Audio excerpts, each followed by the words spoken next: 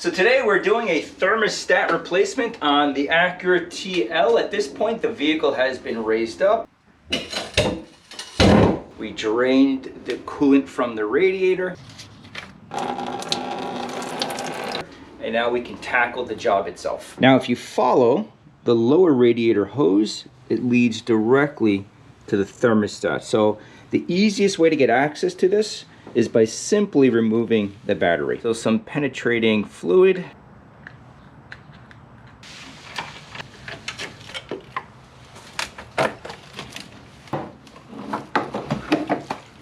Now this is a wonderful time to replace the hoses if you need to. I'm going to remove the upper hose here so we have better access to the clamp holding on the lower hose.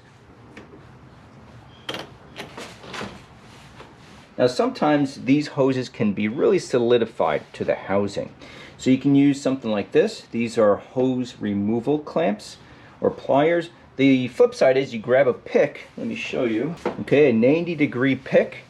Slightly lift up the end and spray some WD-40, whatever you have, PB Blaster, and that will loosen up the insides. And I'll have a link of all the tools in the description box below.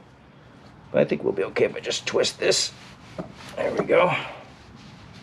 All right. Let's watch out for your wire looms. Don't want to break anything. These pliers are a huge help. Now some coolant may drip out here. Oh, we're okay. This is a wonderful tool, by the way. Long 10mm wrench. One end is fixed, the other one is ratcheted. So we can simply get access to this fastener, flip this over, and there we go. Now if you're wondering how to get that rear fastener, again, the same wrench, just feed it on. You can't see it, just feel for it, and then you can break it loose. Let's see if we can remove this before the battery dies here on the GoPro. Wonderful camera, but man, oh, the battery's horrific. Okay. Okay. Now there's a rubber seal right there.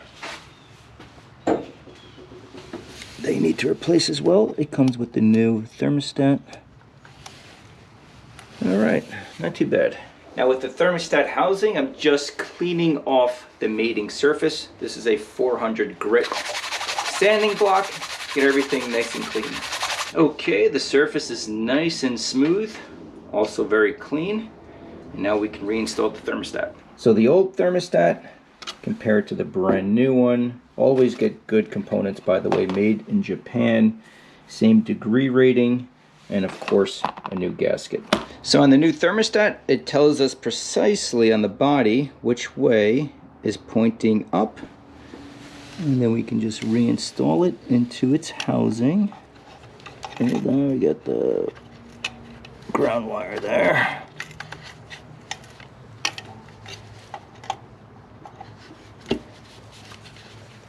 Okay, now with the ratcheting wrench, you can see that there's some play going on. In other words, it's not getting the full ratcheting action. So with the end of a flathead, I'm pressing against the fastener, and now it's holding that fastener in place as the ratchet does what it needs to do. So now we can reinstall everything. Do not mix up the hoses. So again, the lower radiator hose runs to the thermostat, and then the last step is just bleeding the air from the cooling system. Now we're going to add fresh coolant into the overflow bottle up to the max line. That's the second line on top. So now we're going to bleed the cooling system. This makes the job very, very easy. It's a spill-free funnel. Now, if you don't want to invest in something like this, I will link another video I did some time ago on a Honda Accord. And toward the end, you'll see precisely on how I bleed the system without using this funnel, but trust me, this is a time saver. Now the kit has 3 adapters, A, B, and C. I'm using the C adapter, and then you're finding the right grommet here that fits the circumference of the radiator neck, or the neck of the radiator. So this fits over this, and just like a normal radiator cap, This is nice and snug. The funnel goes on top.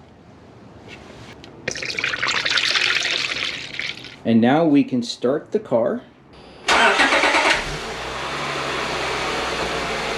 So at this point, we're just going to let the vehicle run for a good 10-15 minutes, and you'll see air bubbles being extracted from the system. You really want to see the cooling fans turn on at least twice before you remove the funnel. I'll show you that in a second. And in the meantime, also check for leaks. And at this point, we're pretty much all done and we can wrap it up. So the vehicle has properly warmed up, as you can see on the temperature gauge, and the cooling fans have turned on twice. So this has a little adapter.